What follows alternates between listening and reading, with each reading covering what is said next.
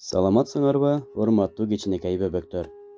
Мен силерге азыр Алым кул түш жорогуч аттуу кыргыз эл жомогун айтып берейин. Бар экен жок экен, байыркы өткөн замандарда Өмүрбек деген хан казынасын уурларга урдатып, элине мындай деп жар салат. Орunu таба турган киши болсо, мен ага көп мал беремин. Таппасаңар, баарыңарды жазага тартамын.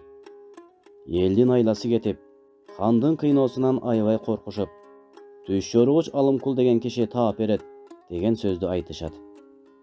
Алымкул айылдан алыс үй тиктирип, таап бермекке 40 күн мөөнөт алды. Хан 40 күнгө чейин 40 кой союп, Алымкулду бакмак болду. Алымкул баары бир хан өлтүрөт, андан көрө күнүм бүткөнгө чейин тое жеп, чыргап жата берейин, деп 40 өрүктү баштыкка салды. Күн өткөн сайын өрүктөн бирди жеп коюп, 40 күндө эсептеп жата берди. Хандын казынасын алган 40 уур экен. 40 ууру хан казынамды оордаган орунду таптырам деп, түш жорогуч Алымкулга атайы үй тектирди. Алымкул эмне түш көрүп жатты экен, аны аңдып билип алалы, деп бир уурусун жиберди. Ууру келип, үйдүн артынан тыңшап турду. Алымкул түн киргенде төшөккө жатмакчы болуп, баягы 40 өрүктүн бирин колуна алып, «Кыркелең, бирөөң келдиң», деп өрүктүн бирин жеп жатып алды. Үйдүн артында тыңшап турган ууру Алымкулдун бул сөзүн угуп коркуп кетти. Анан жолдошторуна барып, «Кокуй, биздин өлөр күнүбүз жакындап калыптыр. Мен барсам, Кыркелең, бирөөң келдиң», деп жатып алды, деди.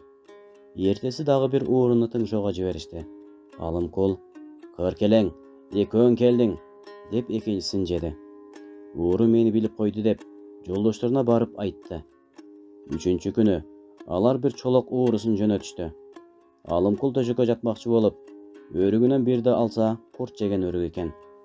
«Кыркелең, үчөөң келдиң, келгенде да майрыгың келдиң», деди. Эшикте турган чолок ууру аябай коркуп, «Деги баарын билип алыптыр.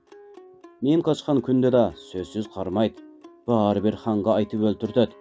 Андан көрө өзүм айтайын», деп салам берип кирип барды. Алымкул сыр билгизбей, «Келгин», деди. «Менин эмне үчүн келгенимди билип тургандырсыз», деди ууру. «Билип турам, билбегендечи», деди Алымкул. Чолок ууру, «Хандын казынасын биз уурдаган элек, өзүбүз 40 уурубуз. Мурунку күнү экөө келген, ал экөөнү билип койдуңуз. Бүгүн мен келдим эле, мени да билип, Кыркелең, үчөөң келдиң, келгенде да майрыгың келдиң, дедиңиз. Эми бизден эмне алсаңыз да ханга айта көрбөңүз, жаныбызды сактап калыңыз. Уурдаган буюмдарды жардын түбүнө көмгөнбүз, эчтемесин короткон жокпуз», деди. Алымкул ичинен сүйүнүп, «Болуптур балдар. Эгер бүгүн келип айтпаганыңар да, эртең менен ханга айтмак элем.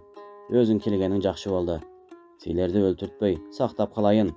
Бирок мындан ары хандын казынасынан жана бул айланадан эчтеке уурдабагыла. Уурдаган мүлккө колуңарды тийгизбестен, өзүңөр суунун ары жагына өтүп, бул элден биротола кеткиле. Эми бул жерден чычкак улак жоголсо да, силерди кармап берем», деди.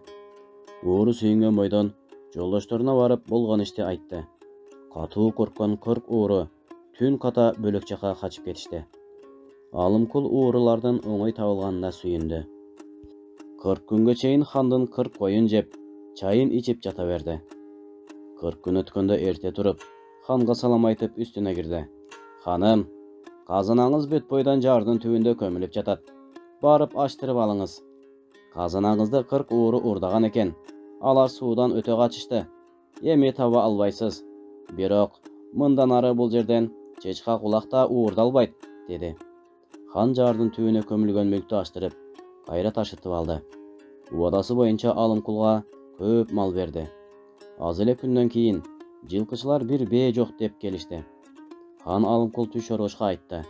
«Ханым, бээңизди ууру алган жок. Кайсы жерде экенин эртең айтып берем», деди Алымкул. Анан кечке жуук жылкычылар менен аңгемелешип отуруп, бээни сурады.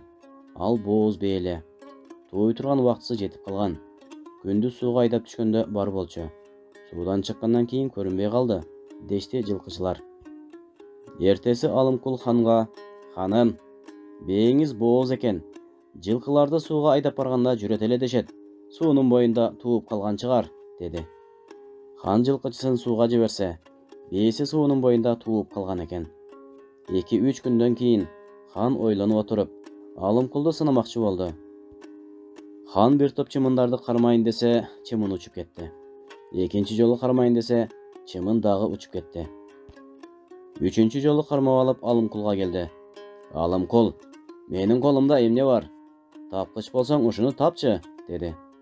Алымкулдың айласы кетіп, өз арманын айта ханға мындай деді: «Birinci жолы құтылды, екінші жолы құтылды, байқұс чымынжан, üçüncü жолы тұтылды», деді. Хан өз қолындағы чымынды айтты деп білді. Алымкулды ырасылы чоң ұлыя екен деп аң-таң қалды. Bir күні Алымкулды ерші деп хан моншоға барды. Алымкул қан тікенде хандан құтылу амалын ойлады. Қалпеле жинді болып, қышқы суықта ханды жетелеген бойдан ешікке сүйреді. Шығып келе жатқанда хан жапыз моншоның үстін сүзіп алды. Ескілігі жетіп, араң тұрған моншоның төбесі ошол замат ойылып düştü. Бұлар ешке қачып шыққаннан кейін хан: «Бали Алымкул, сен болбосаң басып қалмақчы екен. Сен мұның төбесі түшіп кетерін біліп, мені ешікке алып шыққан екенсің», деді. Анда Алымкул: «Оба, сізді қоқыс болбасын деп, ушунчалық шаштыра жетеледім еле», деді. Хан ыразы болып: «Bir ажалдан алып қалдың, еми башың азат», деп Алымкулды бошатып тұр.